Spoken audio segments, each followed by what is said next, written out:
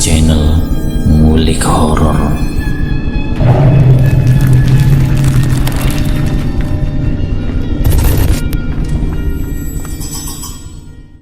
Assalamualaikum warahmatullahi wabarakatuh. Jumpa kembali di channel Ngulik Horor. Kali ini saya akan kembali lagi dengan membawakan cerita yang berjudul Kakakku Nyaris Jadi Tumbal Suaminya. Selamat ya kak, akhirnya keinginan kamu menikah sudah terwujud. Semoga bisa langgeng sampai kakek nenek ya kak, ujarku bahagia sambil memeluk kakak perempuanku. Di kamar itu, aku menemani dirinya yang baru saja selesai didandani. Hari ini adalah pernikahan kakakku. Ia terlihat cantik memakai gaun pengantin serba putih. Aku yakin batinnya saat ini sangat berbunga-bunga. Aku yakin hatinya saat ini sangat berbunga-bunga tatkala duduk di pelaminan bersama suaminya. Bang Sony juga orang yang baik setauku. Terlebih dia adalah pengusaha sukses yang memiliki pabrik elektronik. Selain itu, kekhawatiranku menjadi nihil ketika dia melamar kakak dengan langsung mendatangi ayah dan ibu di rumah.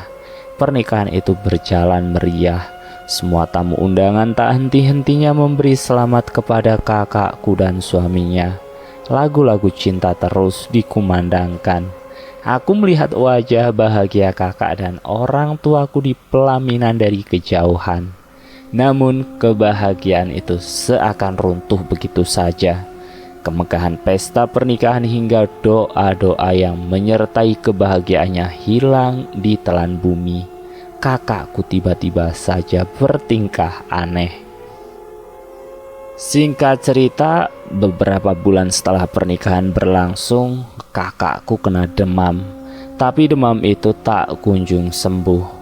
Ia bahkan sampai mengigau yang tidak-tidak.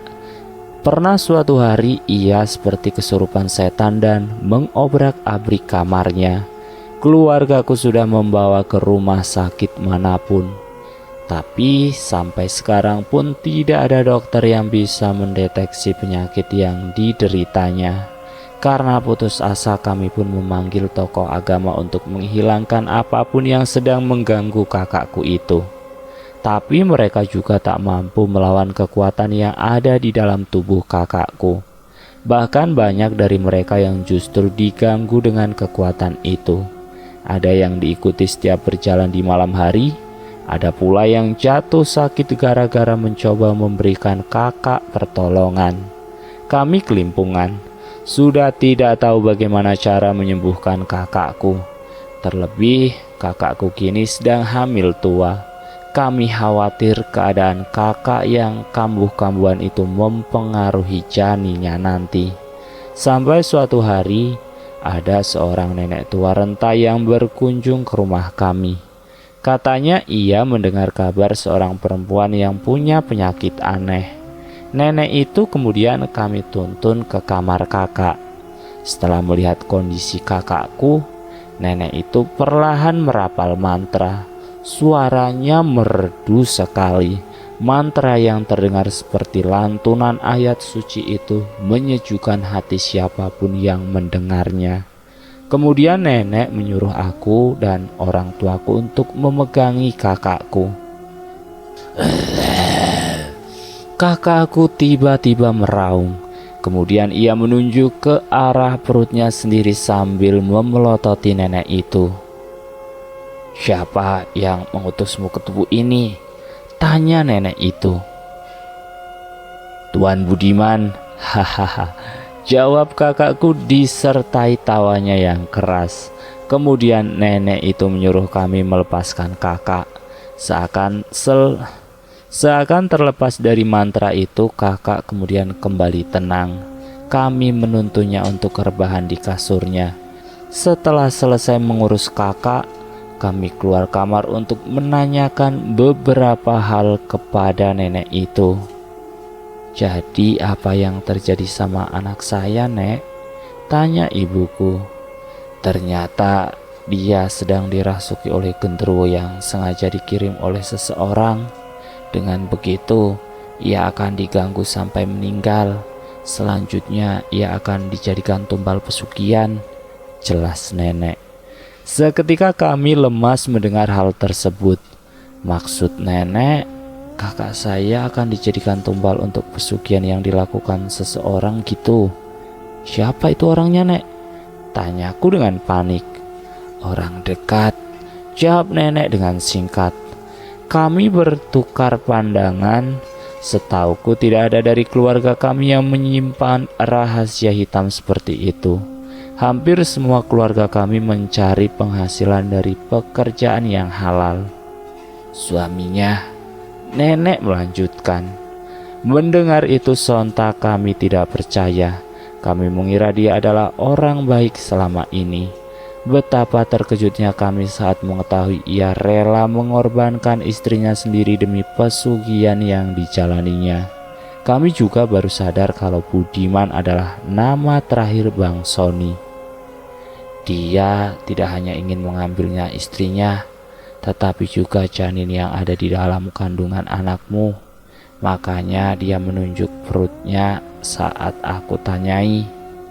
Satu-satunya cara adalah mengambil segelas air yang digunakan suami anakmu untuk pesugihan. Berikan itu kepada anakmu, niscaya ia akan kembali seperti semula. Nenek melanjutkan memberi nasihat. Tugas mencari air pesugihan itu jatuh kepadaku. Kata nenek, aku harus datang ke pabrik tempat Bang Sony bekerja dan mencari gentong di ruangan yang dilarang. Kami juga tidak memberitahu Bang Sony atas kehadiran nenek sore itu. Kami memang sengaja, karena setelah kami menyembuhkan kakak, kami akan langsung menendang keluar dia dari keluarga kami. Tapi sebelum itu, aku harus mengambil air pesugihan dan berpura-pura ingin bermain ke pabrik Bang Sony. Tara, ini ruangan abang, bagus bukan? Kamu besok juga harus jadi orang sukses kayak abang gini ya, biar bisa bikin bangga orang tua kamu, kata Bang Sony memperlihatkan isi ruangannya. Mendengar perkataannya itu, aku hanya mengutuk dalam hati. Halah, uang hasil pesugihan saja bangga, kataku dalam hati. Oh iya, jangan masuk ke ruangan yang pintunya merah ya. Itu gudang kantor yang belum dibersihkan berminggu-minggu. Abang lagi susah cari cleaning service, katanya. Tidak salah lagi, itu adalah ruangan yang dilarang seperti kata nenek. Setelah Bang Sony meninggalkanku sendirian di ruangan itu, aku langsung menuju tempat itu. Aku membuka pintu itu dan tepat di tengahnya ada sebuah gentong air yang besar berisi banyak kembang. Aku mengeluarkan botol dari tas yang kubawa untuk mengambil air itu. Setelah itu aku bergegas pulang untuk memberikannya kepada kakak. Singkatnya, kami berhasil menyembuhkan kakak. Ia jadi normal kembali dan janinnya pun selamat. Bang Sony sudah tidak kami berikan kesempatan. Ia kami depak keluar dari rumah. Kami juga mendengar usahanya tiba-tiba bangkrut tak lama setelah kakakku sembuh. Itu karena ia gagal menjadikan kakakku sebagai tumbal pesugihannya. Dan selesai. Itulah sedikit cerita tentang tumbal pesugihan. Bagaimanapun alasannya, pesugihan itu sangat dilarang oleh agama. Kalian jangan sampai melakukan hal tersebut ya. Semoga kalian dapat mengambil sisi positif dari cerita ini dan kalian juga dapat membuang jauh-jauh sisi negatifnya. Terima kasih sudah menonton video ngulik horor. Jangan lupa tekan tombol like, share, dan komen.